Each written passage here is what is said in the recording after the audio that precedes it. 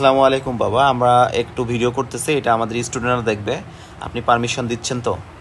আচ্ছা, ঠিক আছে। এখানে আমরা কয়েকটা জিনিস দেখব।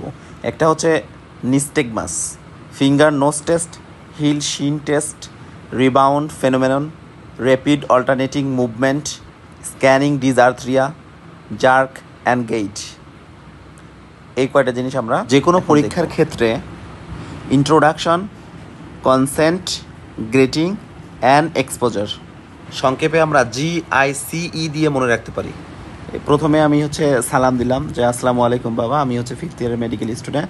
আমি আপনার পরীক্ষা করব। পরীক্ষা চলাকালে যদি আপনার কোনো সমস্যা হয় তাহলে অবশ্যই আমাকে জানাবেন। এখন আমরা একটা একটা করে টেস্ট করব। এই পেশেন্ট থেকে আমরা 2 ফুট দূরে দাঁড়াবো এবং মাঝখানে আমার আঙ্গুলটা থাকবে একদম আমার মাঝামাঝি, পেশেন্ট এবং আমার মাঝামাঝি। আমি পেশেন্ট থেকে 2 ফুট দূরে দাঁড়াবো, অথবা 100 মিটার। তো এবং পেশেন্টকে বলবো যে বাবা আপনি মাথা না ঘুরাইয়া আমার আঙ্গুলের দিকে তাকাবেন। এই শেপে আমি আঙ্গুল ডান দিকে একবার উপরে নেব, দেখি ডান দিকে উপরের কর্নারে একবার নিলাম, এরপরে নিচে নেব, এরপরে আবার মাঝখানে নিয়ে আসবো, আবার বাম দিকে উপরের কর্নারে এবং বাম দিকে নিচের কর্নারে এবং মাঝখানে। এভাবে এই শেপে আমরা নিস্টেগমাসটা দেখে নিলাম। নিস্টেগমাস দেখার পরে এরপরে আমরা দেখব স্ক্যানিং ডিসআর্থ্রিয়া। স্ক্যানিং ডিসআর্থ্রিয়ার ক্ষেত্রে পেশেন্টকে বলতে বলা হবে যে বাবা আপনি লালমনিরহাট এবং বৃহস্পতিবার বলেন। তো আমি পেশেন্টকে জিজ্ঞেস করলাম যে বাবা আপনি বলেন দেখি লালমনিরহাট, বলেন দেখি বৃহস্পতিবার। এখন আমরা দেখব ইন্টেনশন ট্রেমর। তো ইন্টেনশন ট্রেমরের ক্ষেত্রে যে কোনো একটা কলম বা কোনো কিছু নিয়ে পেশেন্টকে বলতে হবে বাবা আপনি একটু ধরার চেষ্টা করেন দেখি। তো তিনি ধরে ফেলবে যদি স্বাভাবিক থাকে। আর সেরেব্রাল লেশন হলে তার হাতটা কাঁপবে, ধরতে গেলে হাত কাঁপবে। এখন আমরা ফিঙ্গার নোজ টেস্ট করলাম। কিভাবে করলাম যে বাবা আপনি আপনার আঙ্গুলটা আমার হাতে লাগাবেন এবং নাকে লাগাবেন, আবার আমার হাতে লাগাবেন। এই যে হাতে, নাকে, আবার আমার হাতে। এখন আমরা দেখব রিবাউন্ড ফেনোমেনন। সো রিবাউন্ড ফেনোমেননের ক্ষেত্রে বলবো বাবা সামনে হাত দুটো নেন আপনি, আমি একটু হাত দুটো নিচের দিকে দেবো ঠেলে। তাহলে যদি নিচের দিকে ঠেলে দেওয়ার পরে ধাম করে উপরে ওঠে আবার, তাহলে বুঝবো যে সেটা রিবাউন্ড ফেনোমেনন টেস্ট তার পজিটিভ, তাহলে সেরেব্রাল লেশন আছে তার। আরেকটা কাজ করতে বলবো, হাত দুটো ভাঁজ করতে বললাম যে বাবা হাত দুটো ভাঁজ করেন এবং আমি টেনে ধরবো এবং টেনে ধরে হঠাৎ করে ছেড়ে দিলাম। ছেড়ে দেওয়ার পরে যদি দেখা যায় যে তার চোখে মুখে সে নিজের হাত দিয়ে আঘাত করতেছে, তার মানে তখন বোঝা যাবে যে তার সেরেব্রাল সাইন পজিটিভ। এরপরে আমরা যেটা করবো সেটা rapid alternating movement.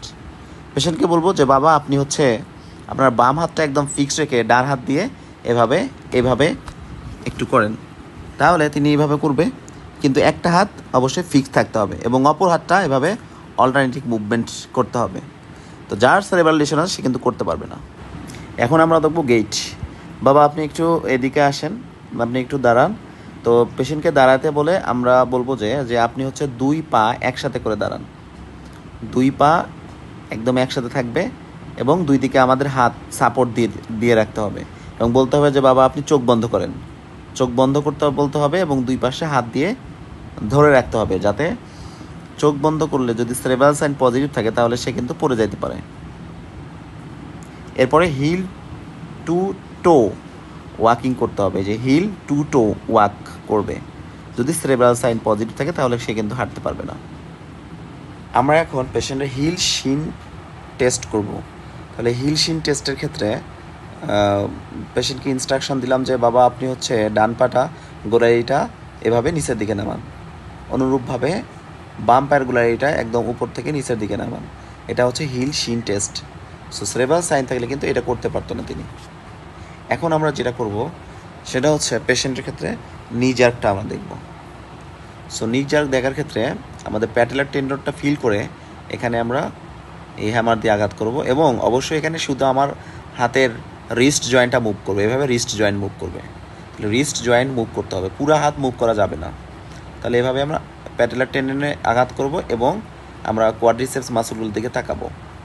And then অনুরূপভাবে অপর পাটা করবো, আমরা প্যাটেলার টেন্ডন ফিল করে আমরা নি জার্কটা দেখব এবং কোয়াড্রিসেপস মাসলের দিকে তাকাবো। তাহলে এটা আমরা নি জার্ক দেখলাম। এখন আমরা যেটা দেখব সেটা হলো অ্যাঙ্কেল জার্ক। অ্যাঙ্কেল জার্কের ক্ষেত্রে আমরা টেন্ডো অ্যাকিলিসে হ্যামার দিয়ে আঘাত করব সেমভাবে এবং তাকাবো সোলিয়াস মাসলগুলোর দিকে। তাহলে এইভাবে আমরা করলাম অ্যাঙ্কেল জার্ক। সেমভাবে এই পায়ের ক্ষেত্রে এইভাবে আমরা অ্যাঙ্কেল জার্ক করব। সো এই ছিল হচ্ছে সেরেব্রাল সাইন এর এক্সামিনেশন।